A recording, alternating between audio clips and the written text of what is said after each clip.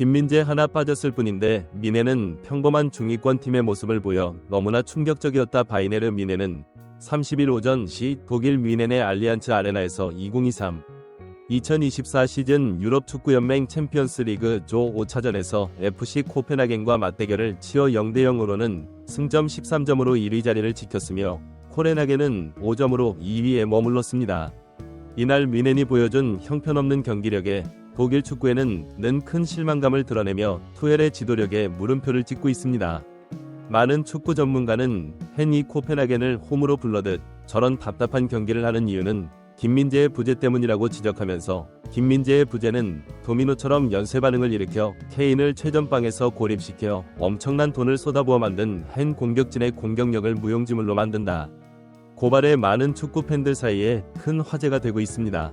김민재가 빠진 헨이 도대체 어떤 경기력을 보여주길래 현지 매체들과 전문가들은 삐딱한 시선으로 투헬의 지도력을 보고 있는 걸까요? 풋볼 잡지가 자세히 알아보겠습니다. 민폐는 3일 대형을 들었습니다. 이날 경기에서 의외였던 것은 김민재가 라인업에서 빠진 것도 모자라 벤치 명단에도 없다는 것이었는데요.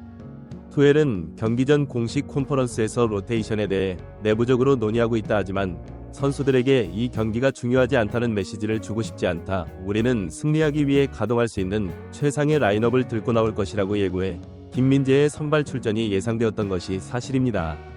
하지만 지옥은 이날 경기에서 423위 대형을 들고 나오면서 김민재를 선발 라인업에서 뺐는데요. 벤치 명단에서 김민재의 이름이 없자 이 상황에 대해 일각에서는 자주 실수하는 김민재의 실력을 믿지 못하는 투헬이 김민재를 중요한 경기에서 제외했다고 주장하면서 김민재의 입지가 불안하다는 의견이 제기되었습니다.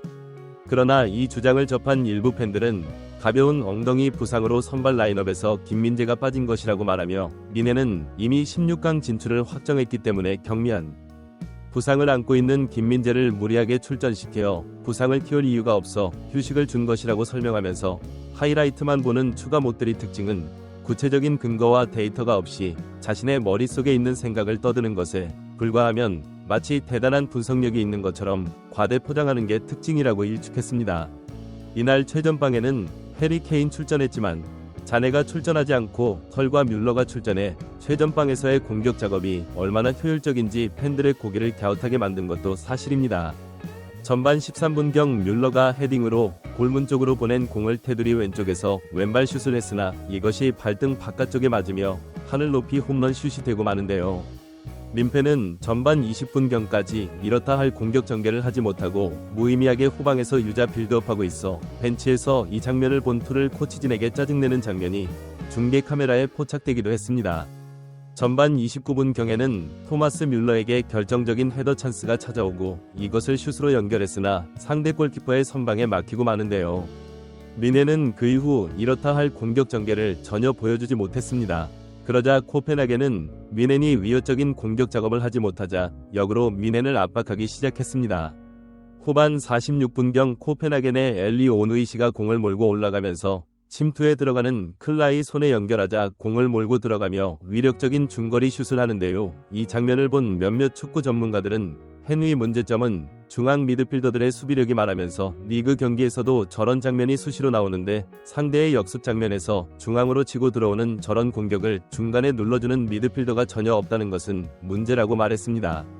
이들은 이어서 분데스리가 대부분의 팀이 헨보다 수준이 떨어지니 저렇게 놔둬도 성적이 나오지만 챔피언스 리그에서는 어림도 없다고 말하며 혼자 저 상황을 감당하며 독박 수비를 하는데 나폴리에서 앙기사 로보tka 심지어 시행까지 달려들어 저런 전진을 막아줬었다 분석하면서 뮌헨 미드필더들이 게을러 챔피언스 리그 8강이 한계일 것이라고 분석해 많은 팬의 공감을 얻었습니다. 이런 몇몇 축구 전문가들의 분석은 후반 69분경에 뮌헨이 보여준 장면에서 절정을 이루었는데요. 엘리 오누이시가 왼쪽에서부터 공을 몰고 들어가며 뮌헨의 수비를 완전히 농락하면서 결국 좌측에서 슈팅을 때리는 장면이 나옵니다.